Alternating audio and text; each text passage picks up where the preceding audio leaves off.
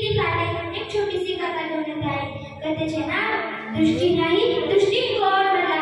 नजर नाही नजरिया पडलो. एक राजा होता, त्याचा मित्र मंत्री होता, सेनापती होता. सेनापती सकारात्मक विचाराचा होता.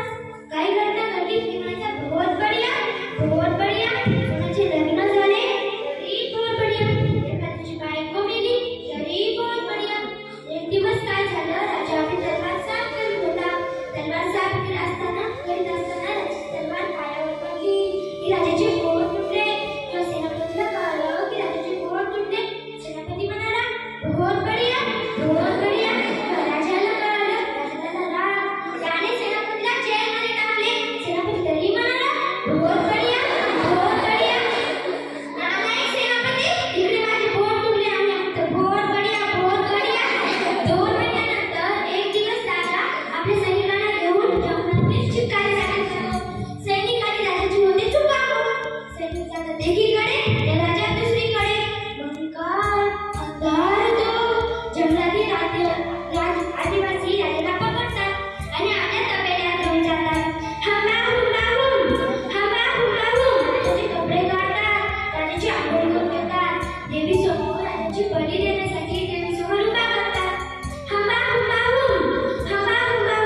एक आदिवासी हातात तलवार घेतो. राजाच्या मानेवर मारणार. तेवढाच एकाची नजर राजाच्या अंगाकडे जातो. तो म्हणतो अरे काय झालं, पुन्हा काय खंडित आहे.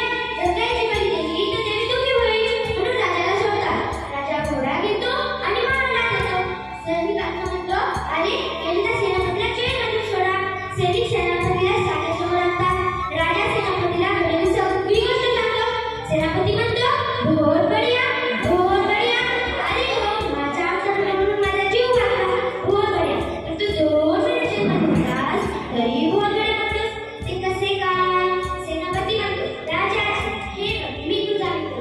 जेलमध्ये नसतो तर जगासमोर आलो नसतो.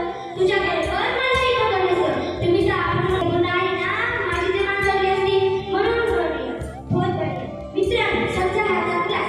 याच्यात पाणी होतं. कोणी म्हणतील अर्धा ग्लास रिकामा आहे, तर कोणी म्हणतील अर्धा ग्लास भरलेला आहे. आणि वस्तूची चित्रे यायला माहिती नाही.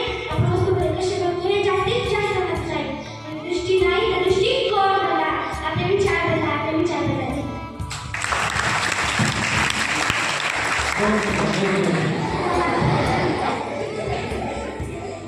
गोष्ट ही कथा असं आहे की बऱ्याच वेळी इतर गोष्टी एवढं सुंदर सांगताना भेटलं नाही आपल्याला. काही सांगितलं मजा आली की नाही.